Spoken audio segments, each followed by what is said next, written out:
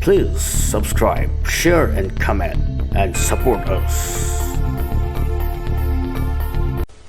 तारे छुबा पंदुक SP साहेब मागी office की कादा मथंता नुमित्तुगी दागसिंग मथंग मथंग पारिंगे फोन गी रिंग खिंगलई फोन पाखतुन्ना ओई SP लेजरे ताकपियु अमुकसु हाय गुड मॉर्निंग सर ताकपिसी मेहाक तारगा आई खंगजरे सर हौजिमक आई चच्चगे याफम थोई सर महाक सोइदना खंथाफम थोई फोन एक थंबगा कॉलिंग बेल दु खिंगी मपानदगी कांस्टेबल अमा चंगलगा सलाम तवी अटेंशन द लेपी हारे ESP ना गाड़ी अथुबनी सलाम तौरमलगा चेंथोखिबगा मिनिट अनि अहुमगे मनुंगदा थौसिलई जीप गाड़ी सिरी कुमथापम मत्तदा SP चिंगई थोलक्तुना गाड़ी दा काखतख्रे गवर्नमेंट एडवोकेट की दा ड्राइवर दा हाय खुदकता गाड़ी दु नुंसित की मांग थाना थौदोरई गवर्नमेंट एडवोकेट की यूम पंगलाप लापत्रबसु गाड़ी दु यांगना थौरकपदगी पंकुई कुइना चंगदे गेट टू दा लेरंबा जवान सिंह SP यौरकपा उबदा मही चेंथोरक्तुना अटेंशन दा लेपले जवान अमना होजंगी थोंग हेक हांगदोकलकपदा गाड़ी दु थौजिलकलगा सुमांग मक्तदा खामले गाड़ी उरकपदा अमीना इमुंगदगी थोरकले SP उबदा मपादा तागलुरे मेहराली थिंदना थोलकलगा SP बु गुड मॉर्निंग हाइन तरामना ओकलगा अनिमक खुद छोकने फमनाफम कादा अनिमक चंखरे लंगसिनबियु साहेब गाड़ी ताकपिगदौबा गाड़ी अनौबा पाव ngasi nongma ningi sida arepa makhanggadra ningi aikhoigi plan loijare saheb ki paw ama taduna lakjabani saheb ki che ama o aigi du oirabra saheb ai hak aigi ithau amata nithina tawba ngamdre guilty conscience ama pukning da pogle I cannot do justice to my job ngasida aina talab chabasibu yamna chummi takpiribadu फिवम असिदा करमना थबक तौफम खंगदगे अखोइजु याजै अइना हाइजगदौरिबसी हाइबमदि थोक्तबा वानी official ओइबसु नते हंगोइदबगी हाइजबनी वारौबा यादे अखोइ पुमनमक यामना नुंगाइनद्रे हेक्ता ताकपियु साहेब होइना ताकपिदना कनाना ताकपिगदगे लैरिबा फिवम असि अखोइ Munna खंगी मुदासिंग अदुना हाइरक्लिबा वाफम पुलिसिंगी level दा decision लौबदा आइगी सिगम अदुगा bye God करिमता मरी लेनदे सुपनतगी अइना आइगी इथौ पांगथोकपदा justice तौबा ngamjadaba asini साहेब होइना खनबिरिबदुसु चुमदे हाबा नते even मतासिना मरी लेना खिबनी साहेब ना नचागे दमक वाबीबा आई खंगदबा नते साहेब आइदा नते साहेब पुलिस डिपार्टमेंट ना साहेब की अवाबा नुंगाइतबा असिदा शेयर तौजरीबनी अदुगा आइगिदि तसेंगना लुरबा तांजा अमनी हाइना आइना हाइजख्रबदुनी ngangnaringay amina cha puthokladle SP साहेब की मांगदा लांचिनई मपादसु अमपि SP ना वेमा नंगसु फमु अंकल की वासी ताउ नंगसु अमीना मपा की नाकता फमथरई ना खंगब्रा खंगदब्रा खंदे एडवोकेट साहेब सरकार की उकील ओइबदगी रिजाइन तौरगे हाइना चे पीरे हाय मदुगिनी खंगजे अंकल अइना पामजबगा खरदि खेने मतम चफातबरा खंजबनी देयर यू आर चुमीबनी इचागी वादु साहेब ना फना ताकपिदुनसु लैनरिबा वाफम अनिसी खाइदोंनबा खक यारोय गरीना थौदौ मतासिना अखोइना यामना डेलिकेट ओइरबनी साहेब ना थबक तौबदा जस्टिस तौबा ngamdre हाइबा अखोइ याय आइबो हाइजौ हाइरबदी सुटी लौबीबा याय अदुदा अंकल वा अमदि लै अपाना खल्लिबसिसु पमलान मक लानबदि नते खंथरुरबदि अखोइगिदि औपा उना लोंना हाइतोक्तुना थीबा पामजबनी इपादो अंगांगने अमीना वा मखा तारकते SP यंखलई मासु वा मखा तारकते मेहरालीजु मरु लुक्थादुना खांगी उन वाइमुक चिई ngahaktu हायर अथॉरिटी की वाखल करीनो हाइबदु अखोइना हाइबा ngamdabagi wani खरा तपथबसिना ओइजबा अमसु लेतबदि नते मखोइना थारकपा मतमदुसु मरैरी अदुबु अंकल अपाबुसु खरा दंग खंगन बिबदि याइना ꯌꯥꯝꯅ ꯆꯨꯝꯕ ꯋꯥꯅꯤ, ꯁꯣꯏꯗꯅ ꯇꯥꯟꯅꯔꯛꯈꯤꯅꯤ ꯊꯥꯖꯩ꯫ ꯑꯩꯅ ꯍꯥꯏꯖꯔꯤꯕꯁꯤꯅ ꯄꯔꯁꯅꯦꯜꯒꯤ ꯋꯥꯅꯤ, ꯍꯪꯒꯣꯏꯗꯕꯒꯤ ꯍꯥꯏꯖꯕꯅꯤ꯫ ꯑꯩꯒꯨꯝꯕ SP ꯑꯃꯅꯗꯤ ꯀꯔꯤꯗꯤ ꯉꯝꯒꯅꯤ?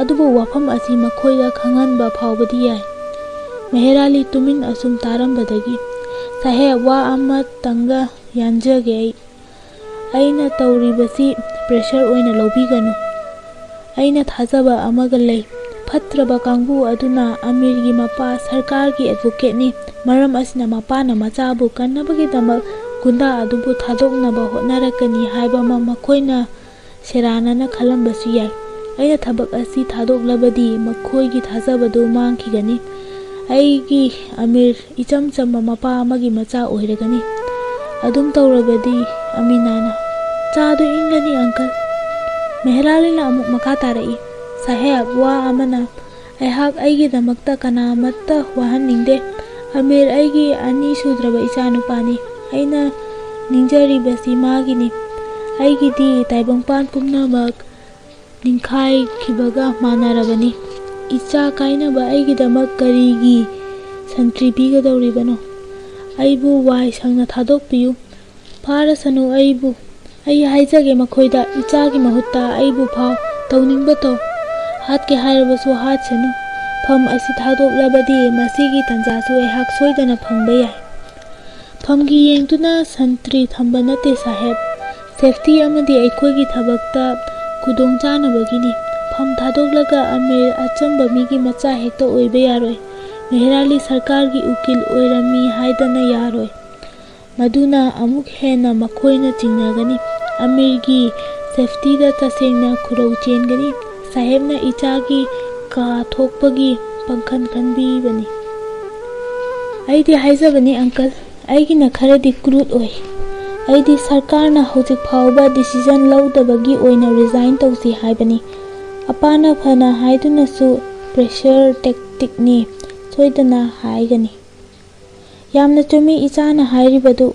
ꯈꯜꯂꯤꯕꯃꯛꯅꯤ꯫ ꯁꯔꯀꯥꯔꯒꯤꯗꯤ ꯇꯦꯕꯜꯗ ꯂꯧꯒꯗꯧꯕ ꯗꯤꯁꯤꯖꯟꯅꯤ, ꯑꯩꯈꯣꯏꯒꯤꯅ ꯐꯤꯜꯗ꯫ ꯑꯩꯈꯣꯏꯒꯤ ꯑꯁꯣꯟꯕ ꯂꯩꯇꯕ ꯅꯠꯇꯦ꯫ ꯃꯗꯨ ꯑꯩꯅ ꯍꯥꯏꯗꯣꯛꯄ ꯌꯥꯗꯕ ꯃꯇꯥꯡ ꯑꯃ ꯑꯣꯏꯔꯦ꯫ ꯏꯆꯥꯁꯤꯗꯤ ꯀꯔꯤꯃꯠꯇ ꯆꯤꯡꯅꯒꯅꯨ, ꯑꯄꯥꯁꯨ ꯑꯃꯨꯛꯇ ꯈꯟꯊꯈꯤꯁꯅꯨ꯫ ꯑꯗꯨꯒ ꯑꯩꯒꯤꯁꯨ ꯑꯄꯥꯝꯕ ꯑꯃ ꯂꯩ, ꯃꯗꯨ ꯑꯩ ꯁꯣꯏꯗꯅ ꯇꯧꯒꯅꯤ꯫ ꯇꯟꯖꯥ ꯑꯁꯤꯗꯗꯤ ꯑꯩꯍꯥꯛ ꯃꯗꯨ ꯇꯧꯕ ꯌꯥꯗ꯭ꯔꯤ꯫ ꯑꯃꯤꯔꯕꯨ ꯀꯟꯕ ꯉꯝꯅꯕ ꯂꯝꯕꯤ ꯄꯨꯝꯅꯃꯛ ꯊꯤꯈꯤꯒꯅꯤ꯫ ꯑꯩꯍꯥꯛ ꯊꯋꯥꯏ ꯄꯥꯝꯃꯨꯗꯦ꯫ ꯑꯩ ꯋꯥꯁꯛꯂꯤꯕꯁꯤꯅꯤ꯫ ꯉꯝꯗꯕ ꯊꯣꯛꯂꯕ ꯑꯩꯍꯥꯛ ꯊꯕꯛ ꯑꯁꯤ ꯈꯨꯗꯛꯇ ꯊꯥꯗꯣꯛꯀꯅꯤ꯫ ꯃꯁꯤ ꯑꯩꯒꯤ ꯑꯔꯦꯞꯄ ꯋꯥꯅꯤ꯫ ꯇꯧꯔꯤꯕ ꯆꯥꯀꯔꯤ ꯄꯤꯕꯥꯐꯝ ꯅꯠꯇꯦ꯫ ꯇꯣꯛꯄ ꯌꯥꯕꯅꯤ꯫ ꯄꯨꯟꯁꯤ ꯑꯁꯤꯃꯛꯁꯨ ꯄꯪꯈꯩ ꯑꯃ ꯂꯩꯔꯤꯕꯅꯤ꯫ ꯑꯩꯅ ꯏꯁꯥꯒꯤ ꯏꯖꯠꯀꯤꯗꯃꯛ ꯊꯕꯛ ꯊꯥꯗꯣꯛꯄ ꯌꯥꯝꯅ ꯂꯥꯏ, ꯑꯗꯨꯕꯨ ꯅꯧꯔꯤꯕ ꯃꯔꯥꯜ ꯂꯩꯇ꯭ꯔꯤꯕ ꯑꯉꯥꯡ ꯑꯃꯕꯨ ꯃꯥꯒꯤ ꯃꯔꯥꯏꯕꯛꯇ ꯁꯤꯟꯅꯊꯣꯛꯄꯗꯤ ꯑꯩꯍꯥꯛ ꯇꯧꯔꯝꯂꯣꯏ꯫ ꯑꯗꯨꯕꯨ SP ꯃꯔꯥꯏꯕꯛꯇ ꯍꯨꯃꯥꯡ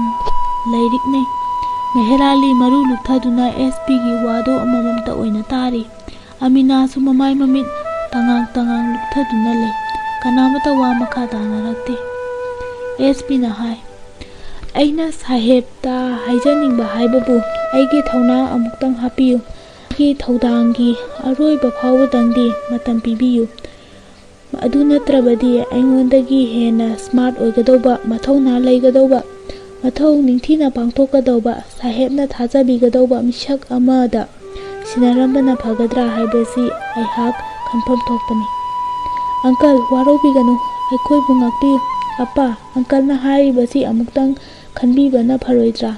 ꯑꯪꯀꯜꯒꯤ ꯇꯧꯕꯤꯃꯜ ꯑꯩꯈꯣꯏ ꯈꯪꯗꯕ ꯇꯥꯔꯕ꯭ꯔꯥ?"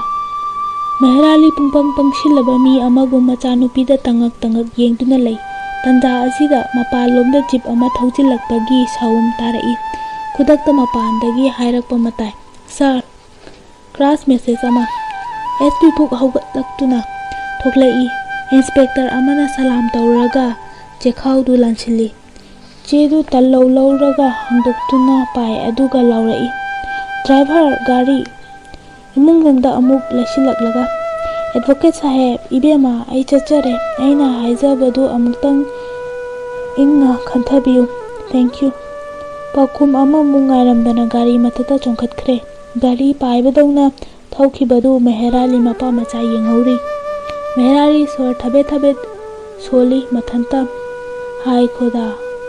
Mamai mamit taiphet tarabi ana sangumbi malabi aminana mapada yenglaga hairei. Apa khoda na thaujanbi gani chak chakhom amata charaga pothabiro. Ngasidi amisu masa yamna chokthana ui. Apa na adum taurabadi aikoi kamdauni. Ipagi bema ipa leifam khangdeda. Mama mapa na machabu kaya pamuba kaya nungsiba nakhoi khangloi. Ichagi mahutta aiga onaba yarabadi ipa kaya da nungaigani. Mina ultimatum piraklaba phawbada makhoina tuminna leiri. Makhoina tharagliba matam noma ninitani. Masi henkhraga ipagi Amir kari oiragaba.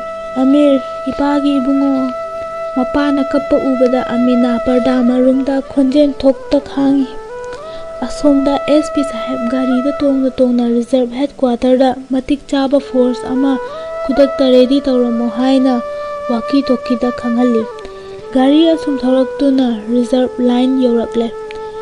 Masamaksu mayam langnabadu yaurare. Maraksida police headquarter da makhoina hairakliba hukumdo haujimak pangthoklunaba sem sare haina message amuk thari. For sem saba hek loibaga SP na luchingduna South Chintrau Pokpiromda police ki gari sing mathang paibadawna thaudarakle. Lambi phattabagi gari thauba mangam sande. SP masa panduna painingi. Gunda sing aduna tharagliba matam hayeng phawbadi leiriko amuk khalli. Meheralina tauhoriba phibam amuk khallubada SP karigumba phatraba geng adu amuktang hakthengnana unarabadi nungaigani khalli. Mathakki taurakliba plan adu amuk yengi. Mahakna khalambaga yamna thainabagum tawi. Adubu hukumni karigumba ama leibra amuksu khalli. Gari du kadai yorakle haiba phawba kauthoi. Tanjasimaktada manakta phamliba driver na panglap-laptana uriba chingkhong adomdagi jeep gari ama yangna thaudorakpa du urakpada SP sahebta. Sir, Singhat police ki gari. Aisu ure khara tapthau. Yoksilai mangi jiptu hek mayoknabada gari animak khamne. Lakliba gari dudagi DSP chongtharaklaga salam tawi SP da. SP su gari dagi chongtharai. SP saheb ti. Sir, saheb masamak yauna force amai advance tawkhre. Sir bu ngaira utakpirami. Kayam kuire changkhiba. Ayuk anganbada paw ama tai haina chatkibani. Lambi dagi araiba force tharau haujimak advance tawdaba yadre kaurapani. Haina ringai yamna thapna nongmai round ama kapa tarakpada mayam pumnamak ching adomda yengnai. SP na hai. Rifle makhonni walkie talkie yaukibra natra. Yauki sir. Adubu contact amata phangde. Ai try tawjarabani. Ahanba pamutang phanglami adudagi phangkhidre. Technical flow leirabra khangde sir. Loinarapa gari sing namna lepnai. Additional SP Malabar Arms Constabulary gi Assistant Commandant DSP ani SP gi nakta chenchinlai. SP gi nakta thariba jeep ki bonnet mathakta Additional SP na angangba file chekhumda Operation Red Fell Corner haina mayekla na thabadu hangtoktuna thami. Officer sing pumnamak SP bu pungkoi shilli. File da yauriba topography takpa apakpa chedu tingthokna mahakna asai phangkhiba message du yengi. Munna ngaihak yenglaga kha pangba romda thapna laikhriba sukna uraba chinglomda amuk yengthoklai. Anyway, additional saheb na assistant commandant ka DSP 1 ga Malabar gi jawan singa Baby Hills lomdagi aduga aina aikhogi jawan singa Babuns Hills romdagi. Holder saheb aikhogi walkie talkie set si ningthina adjust tawgadoba. DSP 2 na Babuns Hills ki chingkhongda section 2 gi jawan singa ready da leiba. Route pumnamak sil tawba yanaba. Okay, thank you. Additional saheb Kangam dabi chingsang chingsigi wang magi chingsang. Mani sir, code name Falconer's Cliff. Sorry, thank you. SP Chinglomda amuk yengtholai aduga Singhat ki DSP da onchilai. SP sahebna advance tawkhribasi kadomdagina DSP topograph tu yenglaga sir route to Canal Valley lomdagina shortcut oi haiduna force ti pangyam yam khide sir na suggestion tawrambadi route 1 aduga route 3 anisi sil tawrakpa asini mahai sem sanai group commander sing chaikhaina khi amana nungpok lomda amana nungsup lomda arapada uriba chingsang adu tamna thaujinakhi mit mai pangba ngamdaba makhai thaunarakpana pumkhai ama romgi manungda chingkhongdu phangnai chingkhongdu hek yaubaga gari khamnaraga asongba urum warumda thaujinai tunglakpa jawan sing magi commander singgi nakta chenchinai SP na Baboons Hills ki sathina ngamlaba chingsang du kakhalai loina riba jawan sing kharana mangda chena chakhatli khara amana SP gi na geta tungda haidoktuna khudong thiba khudingma mayok yage sem sana question sena duna chatli asum kakhalakliba numit ki khongchakka hidanari saman lengma nabaga sapa lanpha tamnage yok thaktuda thamlaklaba masa mau khinglaba jawan singi lumna thanglakpa khongthanga iroinariba phuina holakpa nungsa sorga anina mahausagi chingi nungsuknabadu hena ahoi sukhalli prok swai namthektuna chatlakpana samu lamsagi salukna namtheklakpagum aki tujung pokhalli aki akhang leitana chakta zaramba sa uchek sing mi paina baga loinana koichen chenari painari chingthak tamlakpa chingyagi malang saum langbada haina humna sana zarambi tangang ningthibi sadu nayat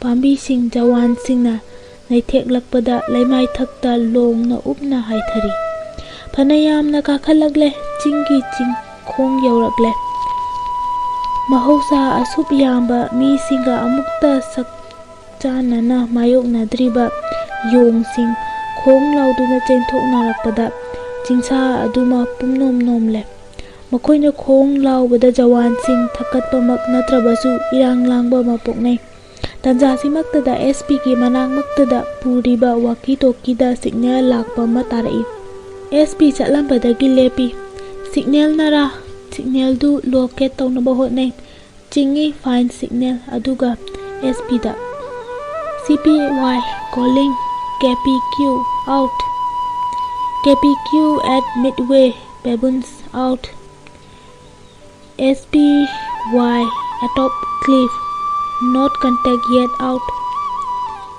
cuffing not hours advancing further follow suit out advancing top speed out makha tarakhidre kawi SP na amuksu adubu kumlakte SP na laurai forward everybody full alert kapkhibado aikhoigi natte singhat ki SP cliff matonda kangbudu chingthaklomda chengkhatnarai paide haibada khai suklaba narak mongso maraktagi yengthoklakpada then oina tawba ma urai madugi nongchukmaktada chingsang napom ama nongpoklomdana loiroi haithagiba ching napom amana asum haithagibana chingi manau oiba tampak lamdamga lengonari thek khoiraba piktak chengtak tamkhriba turel macha amana chingkhong chingyadu khomjinbagum uri thendu urakpada SP na jawan singda hairai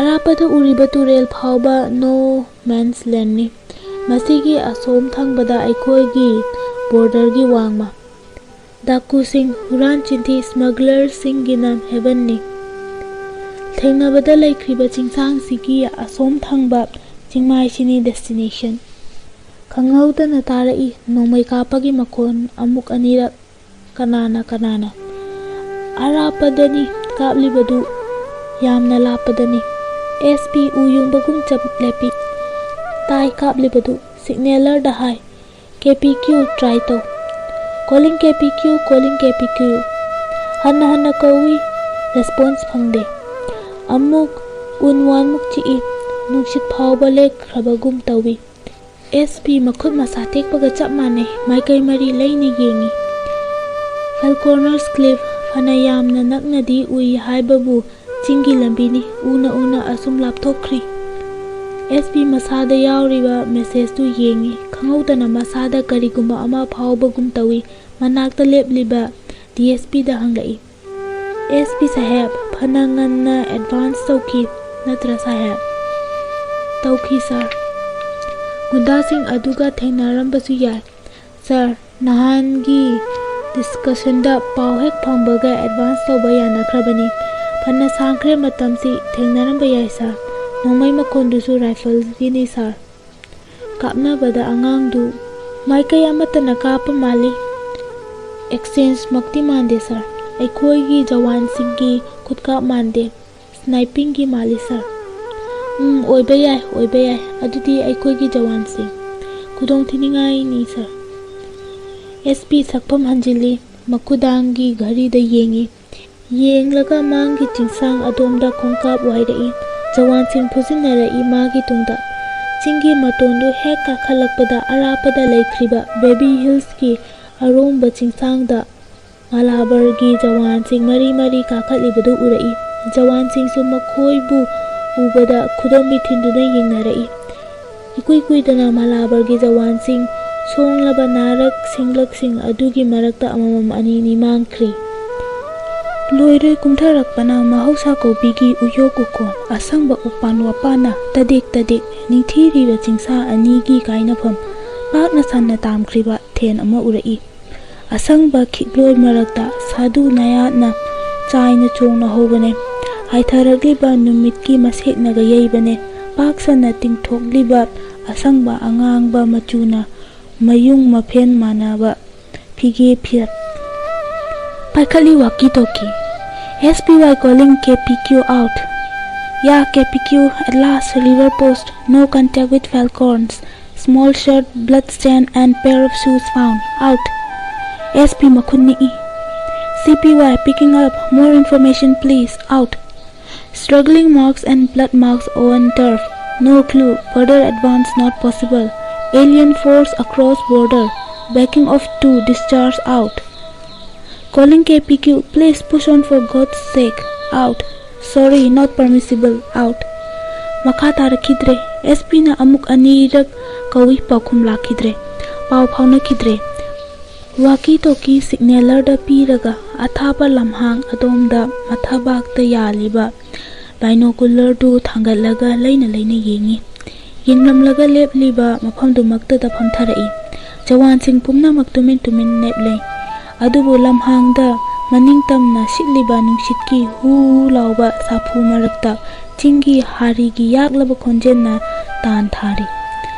Taramdai numitna athapada laikriba awangba ching amagi marungda laithakhibaga loinana mamba musuknabana chingi laiku lairaidagi chingya tamna asum kupsilai. SP yamna ningba kaina awangba chington taktuda leplaga kha nongchup pangba adum yenghori. Officer punamak SP na kari hairakpage ngaiduna leine. Thaplaba tengnopalgi akoibada sandokriba chinglon di laimaton chington dagi haurakpa leichingi mapai na asum sandoklaktuna numit chaidringai mamangda pumamongkhre. Wanglaba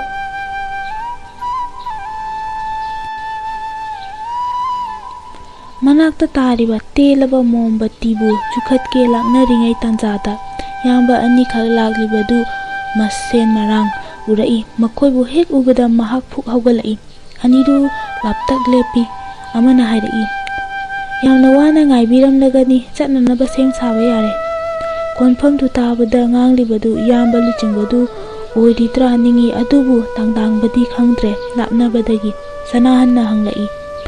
Kadai dano yamba chatmina gadawriba yamba singna takani ngahaktang pothabiko chatlamdai asi pangal oinaba cha amamtang thakmina kisi. Yamna wabire thaktrabasu yai yamba amirgadi unaragani ko. Umapati ki kripa yengba haibaduni. Umapati punsi chuppa ngaijarakpani. Punsi chuppa kaugadawba laite. Katki noma su natte ꯅꯣꯡꯃꯇ ꯅꯠꯇꯦ ꯑꯗꯨꯕꯨ ꯀꯔꯝ ꯊꯧꯖꯥꯟ ꯄꯤꯈꯤ ꯑꯉꯛꯄ ꯋꯥꯅꯤ ꯀꯠꯊꯣꯛꯆꯔꯤ ꯍꯧꯖꯤꯛꯁꯨ ꯑꯔꯣꯏꯕ ꯑꯣꯏꯅ ꯑꯈꯥꯛꯄ ꯂꯩꯇꯅ ꯑꯩꯒꯤ ꯊꯋꯥꯏ ꯍꯛꯆꯥꯡ ꯑꯩꯒꯤ ꯄꯨꯟꯁꯤ ꯍꯟꯗꯛꯇꯤ ꯑꯔꯣꯏꯕꯅꯤ ꯑꯉꯥꯎꯕꯒꯤ ꯆꯣꯏꯔꯣꯜꯒꯨꯝ ꯈꯨꯝꯂꯛꯏ ꯁꯅꯥꯍꯜ ꯏꯌꯥꯝꯕ ꯑꯅꯤꯗꯨ ꯄꯥꯎꯈꯨꯝꯗꯨ ꯇꯥꯔꯒ ꯌꯦꯡꯅꯩ ꯑꯃꯒ ꯏꯌꯥꯝꯕ ꯑꯃꯅ ꯃꯥꯅ ꯌꯥꯜꯂꯤꯕ ꯈꯥꯎ ꯑꯗꯨꯗꯒꯤ ꯆꯥ ꯍꯥꯞꯄ ꯂꯤꯛꯂꯤ ꯄ꯭ꯂꯥꯁꯇꯤꯛꯀꯤ ꯒ꯭ꯂꯥꯁ 3ꯈꯛ ꯄꯨꯊꯣꯛꯂꯛꯂꯒ ꯆꯥꯗꯨ ꯒꯤꯂꯥꯁꯁꯤꯡ ꯑꯗꯨꯗ ꯌꯥꯝꯅ ꯂꯤꯛꯅ ꯍꯩꯔꯛꯏ ꯑꯗꯨꯒ ꯁꯅꯥꯍꯟꯒꯤ ꯅꯥꯛꯇ ꯆꯪꯂꯛꯇꯨꯅ ꯒ꯭ꯂꯥꯁ ꯑꯃ ꯄꯤꯔꯦ ꯑꯃꯅ ꯌꯥꯝꯕ ꯑꯃꯗꯨꯗ ꯄꯤ ꯃꯥꯒꯤ ꯁꯔꯨꯛ ꯑꯃ ꯄꯥꯏ ꯃꯅꯥꯛ ꯑꯗꯨꯋꯥꯏꯗ ꯇꯥꯔꯤꯕ ꯅꯨꯡꯖꯥꯎꯁꯤꯡ ꯑꯗꯨꯗ ꯃꯍꯩ ꯐꯝꯅꯩ ꯌꯥꯝꯕꯅ ꯍꯥꯏꯔꯛꯏ ꯆꯥꯗꯨ ꯊꯛꯄꯤꯌꯨ ꯌꯥꯝꯅꯁꯨ ꯆꯝꯕ ꯌꯥꯝꯅꯁꯨ ꯇꯥꯡꯕ ꯏꯌꯥꯝꯕꯒꯤꯗꯃꯛ ꯑꯇꯝꯅꯅ ꯁꯦꯝꯕꯅꯤ ꯆꯠꯂꯝꯗꯥꯏ ꯑꯁꯤꯗ ꯊꯛꯃꯤꯟꯅꯒꯦ ꯍꯥꯏꯕꯒꯤ ꯑꯩꯈꯣꯏ ꯑꯃꯨꯛ ꯎꯅꯔꯛꯄꯁꯨ ꯌꯥꯏ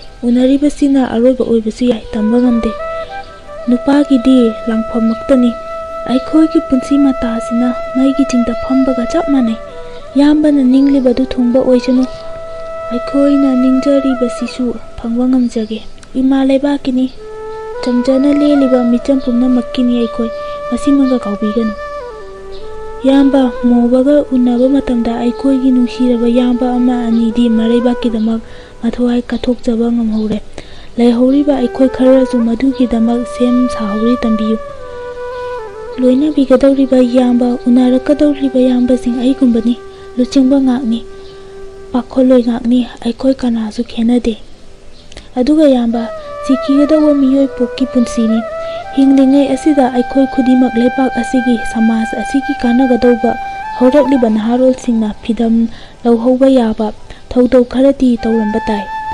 ꯃꯩꯇ꯭ꯔꯕꯥꯛꯀꯤ ꯂꯩꯔꯤꯕ ꯐꯤꯕꯝ ꯃꯩꯔꯧ ꯍꯦꯟꯖꯤꯟꯈ꯭ꯔꯕꯗꯤ ꯄꯨꯝꯅꯃꯛ ꯃꯩꯆꯥꯛꯈꯛ ꯑꯣꯏꯍꯧꯔꯅꯤ ꯑꯩꯅ ꯍꯥꯏꯖꯔꯤꯕꯁꯤ ꯑꯩꯈꯣꯏꯒꯤ ꯀꯥꯡꯕꯨ ꯑꯁꯤꯗ ꯌꯥꯎꯕꯤꯌꯨ ꯍꯥꯏꯕ ꯅꯠꯇꯦ ꯑꯩꯈꯣꯏꯒꯤꯁꯤꯗꯤ ꯄꯨꯡꯇꯣꯞ ꯇꯣꯞꯄꯅꯤ ꯑꯁꯤ ꯅꯠꯇꯕ ꯀꯌꯥ ꯑꯃ ꯂꯩꯔꯤ ꯍꯦꯟꯅ ꯈꯪꯕꯤꯔꯦ ꯁꯃꯨꯗ꯭ꯔꯅ ꯏꯁꯤꯡꯒꯤ ꯑꯋꯣꯛꯄ ꯅꯥꯏꯗꯦ ꯑꯆꯥꯛꯄ ꯃꯩꯅ ꯁꯤꯡꯒꯤ ꯃꯁꯛ ꯈꯟꯗꯦ ꯁꯅꯥꯍꯜ ꯌꯥꯝꯕꯗꯨꯅ ꯍꯥꯏꯔꯤꯕꯗꯨ ꯇꯥꯔꯒ ꯃꯉꯣꯟꯗ ꯃꯨꯟꯅ ꯌꯦꯡꯂꯛꯏ ꯐꯝꯂꯝꯕꯗꯒꯤ ꯍꯧꯒꯠꯂꯛꯏ ꯌꯥꯝꯕꯗꯨꯁꯨ ꯍꯧꯒꯠꯂꯛꯏ ꯍꯧꯅꯔꯨꯕ ꯌꯥꯎꯗꯅ ꯑꯅꯤꯃꯛ ꯆꯦꯖꯦꯠ ꯀꯣꯟꯅꯩ ꯁꯅꯥꯍꯟꯅ ꯍꯥꯏꯔꯛꯏ ꯑꯩ ꯈꯪꯖꯔꯦ ꯌꯥꯝꯕ ꯑꯩꯅ ꯆꯤꯡꯅꯔꯝꯕ ꯄꯨꯝꯅꯃꯛ ꯀꯣꯛꯂꯦ ꯄꯦꯜꯍꯧꯗꯕ ꯄꯨꯝꯅꯃꯛ ꯃꯥꯡꯈ꯭ꯔꯦ ꯑꯩꯅ ꯂꯥꯟꯈꯤꯕ ꯄꯨꯝꯅꯃꯛ ꯉꯥꯛꯄꯤꯌꯨ ꯑꯩꯈꯣꯏꯕꯨꯅꯤ ꯉꯥꯛꯄꯤꯗꯧꯕꯗꯤ ꯃꯇꯦꯛ ꯈꯔ ꯑꯋꯥꯕ ꯈꯥꯡꯃꯤꯟꯅꯈ꯭ꯔꯦ ꯑꯃꯨꯛ ꯎꯅꯔꯛꯈꯤꯕꯁꯨ ꯌꯥꯏ ꯎꯅꯈꯤꯗꯕꯁꯨ ꯌꯥꯏ ꯑꯗꯨꯕꯨ ꯀꯥꯎꯅꯒꯨꯝꯁꯤ ꯋꯥ ꯑꯃꯇꯪꯒ ꯁꯤꯟꯅꯖꯒꯦ ꯂꯨꯆꯤꯡꯕꯗꯨꯅ ꯃꯥꯒꯤ ꯐꯨꯔꯤꯠ ꯈꯥꯎꯗꯒꯤ ꯂꯨꯄꯥ 200ꯈꯛ ꯂꯧꯊꯣꯛꯂꯒ ꯁꯅꯥꯍꯟꯒꯤ ꯈꯨꯠꯇ ꯍꯥꯞꯂꯦ ꯑꯗꯨꯒ ꯍꯥꯏꯔꯛꯏ